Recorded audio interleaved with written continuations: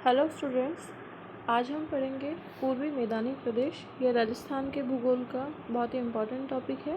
इसमें हम पिछले लेक्चर्स में दो जो इसके विभाग हैं, भौतिक विभाग, उनको हम कवर कर चुके हैं, जिसमें पश्चिमी मरुस्थलीय प्रदेश और दूसरा अरावली पर्वतीय प्रदेश प्रमुख है।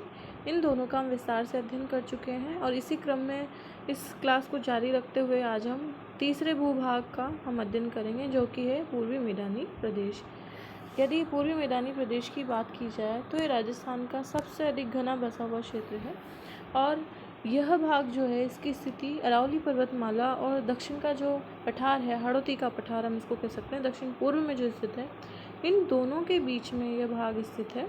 और इसकी एक तो विशेषता यह हो रही कि यह राजस्थान के भौतिक विभागों में दूसरा सबसे बड़ा विभाग है। पहला तो आपने पढ़ ही लिया था कि मरुस्थलीय प्रदेश जो है राजस्थान का सबसे बड़ा भूभाग है, भौतिक प्रदेश है।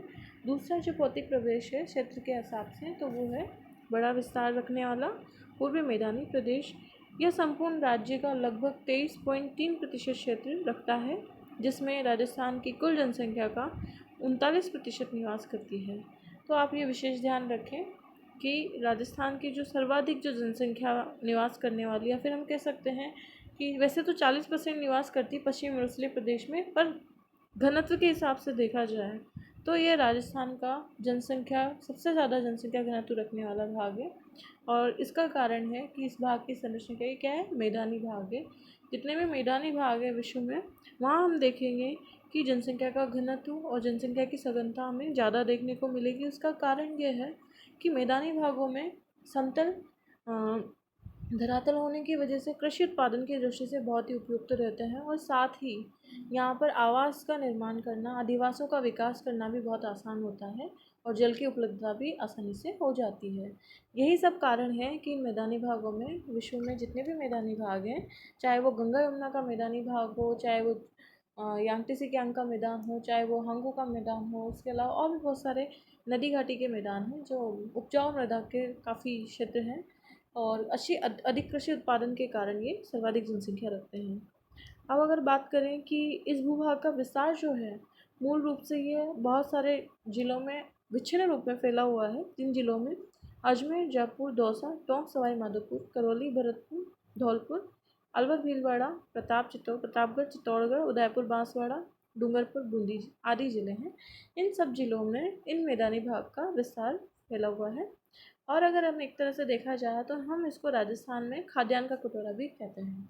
उसका कारण यही है कि मैदानी भाग नदियों के द्वारा लाई गई उपजाऊ मिट्टी से निर्मित है और इनमें कृषि का उत्पादन जो होता है बहुत अच्छा होता है। उन्नत कृषि उत्पादन के कारण को हम क्या कहते हैं, खाद्यान्न का कटोरा कहते हैं।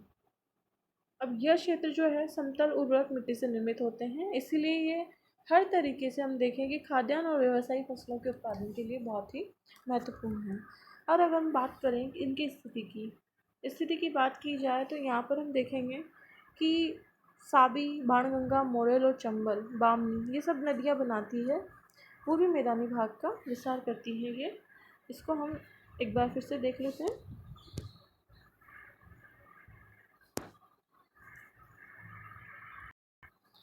और दूसरी तरफ हम भाग देखेंगे तो उसमें है बंगाल की खाड़ी का भाग। इसमें है बनास नदी जो है, उसमें बनास नदी की सहायक जितनी भी नदियां हैं, जैसे कोठारी है, बेड़ज है, ये सब नदियां मिलाकर यहाँ पर विस्तृत भूभाग का निर्माण करती है, मैदानी भाग का। तो इसको हम दो भागों में बांट सकते हैं, एक तरीके से बाणगंगा बेसिन, दूसरी तरफ बनास बेसिन और यहाँ पर चंबल बेसिन। साथ ही साथ हम दक्षिण में जो माही नदी है उसका भी हम इसमें, उसके द्वारा निर्मित बेसिन का भी हम अध्ययन इसमें करते हैं। और यहाँ पर जो एक भाग है वो है घग्गर का मैदान। इसका अक्सर हम जो है ना, जितने भी विद्वान हैं उन्होंने भौतिक विभाग इसका जो विभाजन किया है उसमें इसका वर्णन नहीं है, परंतु ये भी उसके अंदर ही सम्मिलित होगा कि यह भी राजस्थान में मैदानी प्रदेश के अंतर्गत शामिल होगा। तो चलिए हम अध्ययन करते हैं आगे इनका। अगर हम इस भाग का देखें कि इस भाग में जितनी भी नदियां हैं उनका जो प्रवाह है उत्तर से दक्षिण की ओर है, अधिकांश नदियां, और ज़्यादातर नदियां जो है बंगाल की खाड़ी के अपार तंत्र का भाग हैं और कुछ कुछ नदियां ऐसी हैं जो सदावाहिनी नहीं हैं और ये नदियां जो है अधिकांशतः ये क्या है, अरब सागर को तरफ प्रवाहित होती है। परंतु जो ज़्यादा विस्तार जो है वह किसका है? बंगाल की खाड़ी के अफवाह तंत्र का, जिसमें हम बाणगंगा बेसिन ले सकते हैं, साथ ही चंबल नदी ले सकते हैं, और इसके अलावा बनास बेसिन भी इसमें सम्मिलित है। चंबल नदी जो है दक्षिण से उत्तर की ओर बहने वाली नदी है, राजस्थान की सबसे महत्वपूर्ण नदी है, और इसको हम राजस्थान की जीवन रेखा भी हम इसको कह सकते हैं। और अगर हमें देखें इसका विभाजन किया जाए तो दो दृष्टि से इसका हम विभाजन कर सकते हैं।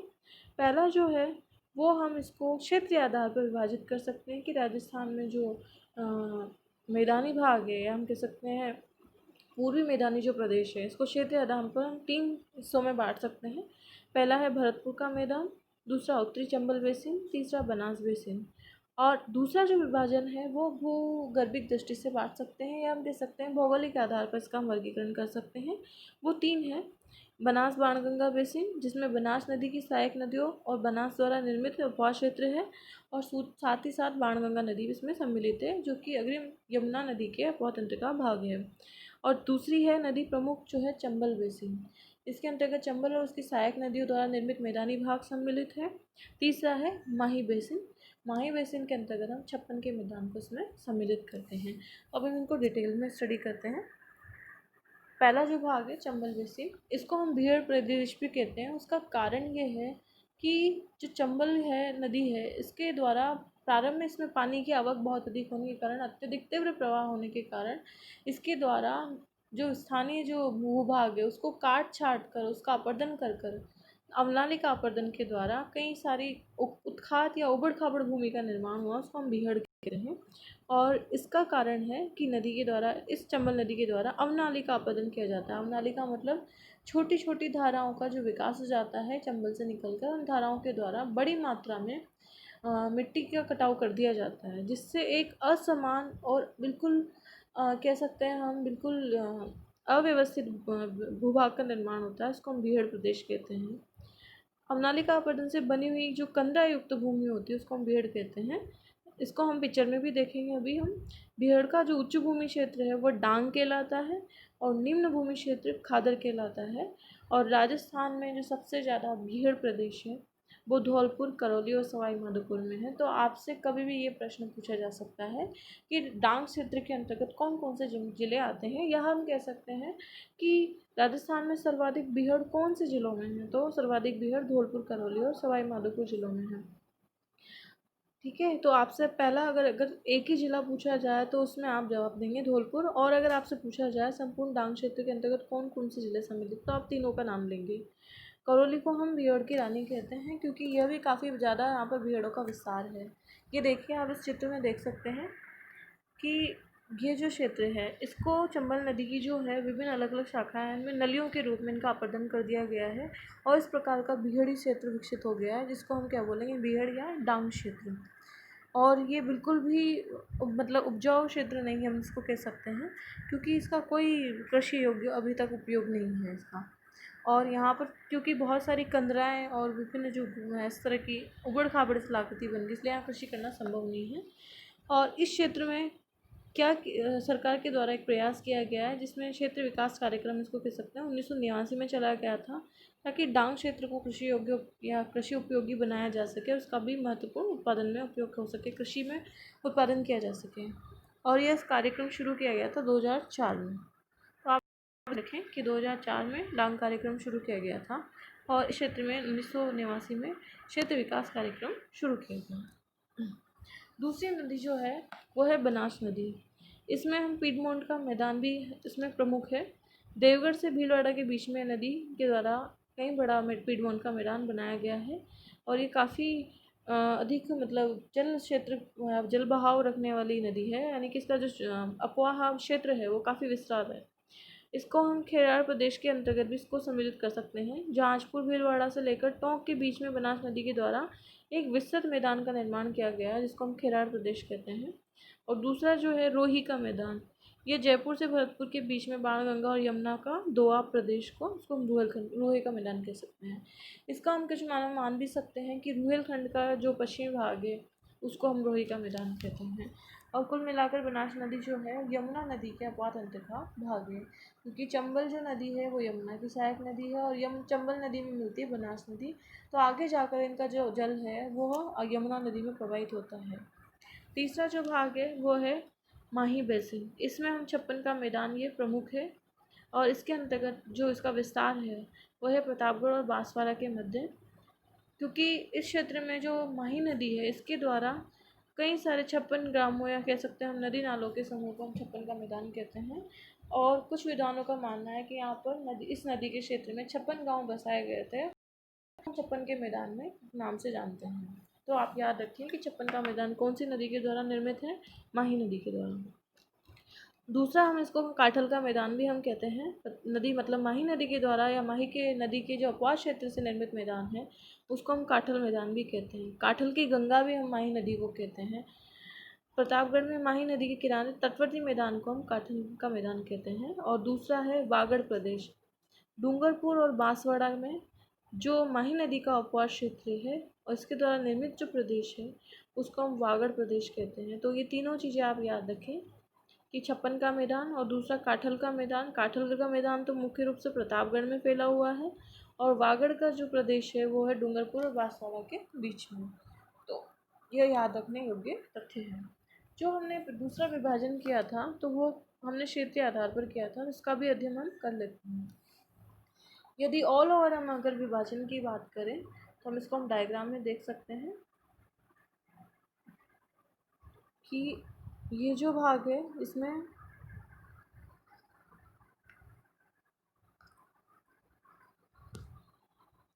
दूसरा हम अगर विभाजन की बात करें उसका हम अध्ययन करें तो उसमें हम भरतपुर के मैदान के अंतर्गत मूल रूप से इस भाग को सम्मिलित करते हैं जिसमें बाणगंगा, मोरेल और कुछ भाग यहाँ पर जो है अलवर यानी कि साबी नदी का क्षेत्र, ये सब क्षेत्र भरतपुर के मैदान के अंतर्गत सम्मिलित है।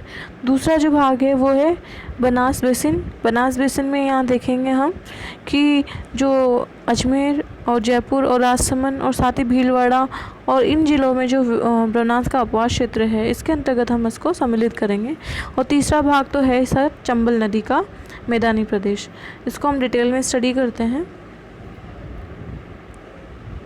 पहला है भरतपुर का मैदान। यह राजस्थान का दूर पूर्वी प्रदेश में स्थित भौगोलिक विशिष्ट प्रदेश है और इसमें जो है उत्तरी भारत में वृहद गंगा यमुना मैदान का यह भाग माना जाता है। क्योंकि जो ऐसा माना जाता है कि ये जो यमुना नदी थी, इस यमुना नदी का प्रवाह प्रारंभ में राजस्थान के पूर्वी भाग तक था, परंतु किन्हीं भूगर्भिक परिवर्तनों के कारण यह भाग अब यमुना नदी के अपवाह के अंतर्गत सम्मिलित नहीं है।